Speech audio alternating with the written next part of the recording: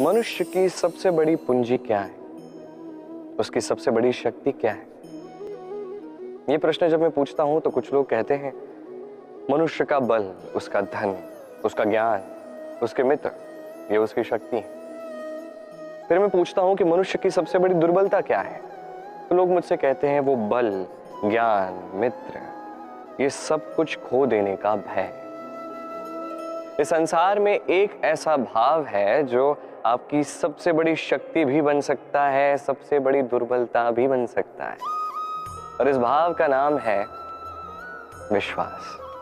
ये विश्वास इतना शक्तिशाली है कि संसार की सबसे शक्तिशाली बेड़ियां भी इसे बांध के नहीं रख सकते, सबसे बड़ी दीवार भी इसे रोक नहीं सकते। ये सर्वशक्तिशाली विश्वास आपके लिए घातक कब सिद्ध होता है? जब आप दूसरों पर विश्वास करते हैं, किंतु इतना विश्वास करते हैं कि उसमें आप स्वयं को हीन बना देते हैं। आपका जीवन बस दूसरों पर आधारित हो जाता है, निर्भर हो जाता है।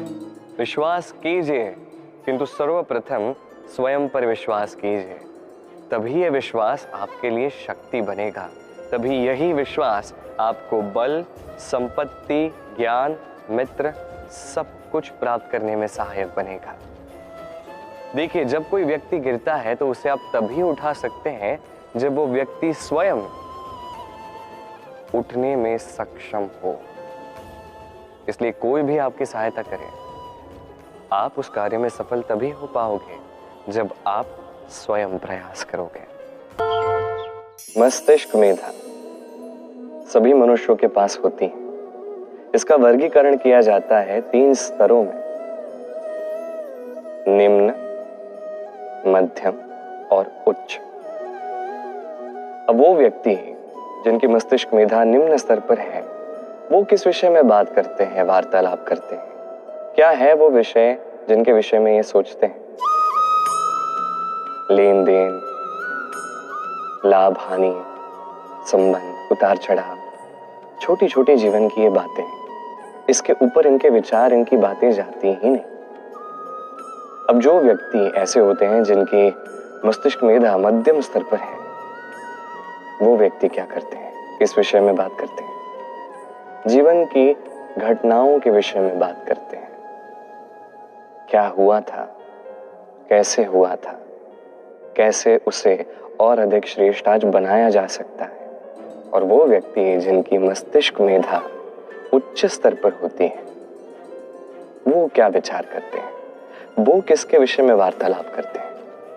वो सोचते हैं कि कैसे अपने ही विचारों को और अधिक श्रेष्ठ हम बना सकते हैं।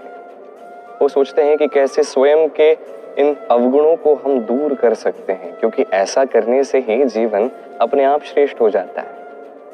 अब मस्तिष्क मेधा हम सभी के पास है, बस आवश्यकता है तो चयन करने की कि कौन सा स्तर हमें अपनाना है। यदि आज के इस समय में आप निम्न स्तर पर भी क्यों ना, स्वीकार करो, चिंता की बात नहीं है। अब भी आप चयन कर सकते हो उच्च स्तर पर पहुंचने का। वही चयन कीजिए, जीवन को श्रेष्ठ बनाइए। ताला एक पुरातन आविष्कार है। जब से इस संसार में बहुमूल्य वस्तुएं बन रही है, तब से ही ताले का निर्माण हुआ है, तब से इसका उपयोग हुआ है, ताकि उचित समय आने पर हम अपनी बहुमूल्य वस्तुओं को सुरक्षित रख सकें और समय आने पर उन्हें निकाल कर उनका उपयोग भी कर सकें। अब एक आवश्यक तथ्य है जिसे जानना अति आवश्यक है, और वो ये कि ताले के निर्माण से पूर्व उसकी कुंजी अर्थात उसकी चाबी का निर्माण किया जाता है। अब यही जीवन की एक बहुत बड़ी सीख दे जाती है। हमारे जीवन में जब भी कोई एक समस्या आती है तो भयभीत होने की आवश्यकता नहीं, क्योंकि इस प्रकृति ने, ईश्वर ने इस समस्या का समाधान, इसकी चाबी पहले ही निर्माण करके कहीं रख दी है। आवश्यकता है तो समस्या से आगे बढ़कर उस समाधान को ढूंढने की। मनुष्य कभी भी समस्या को देखकर भयभीत हो जाता है, चिंतित हो जाता है, अपना विवेक खो देता है। आवश्यकता है तो इस मन को शांत करने की, इस शांत मन के साथ इस समस्या का निवारण ढूंढने की। तो समस्या चाहे जितनी भी बड़ी आए, भयभीत होने की आवश्यकता नहीं है। शांत चित्त से समाधान ढूंढिए। माता पिता सदैव उनके मन में यही इच्छा होती है कि अपने संतान का भला हो। हर संभव प्रयास करते हैं अपनी संतान को वो सब कुछ देने का जो उन्होंने अपने जीवन में कभी प्राप्त नहीं किया, और इस कार्य में भूल जाते हैं सबसे महत्वपूर्ण बात, अपने संतान को वो देना जो उन्होंने सबसे पहले पाया।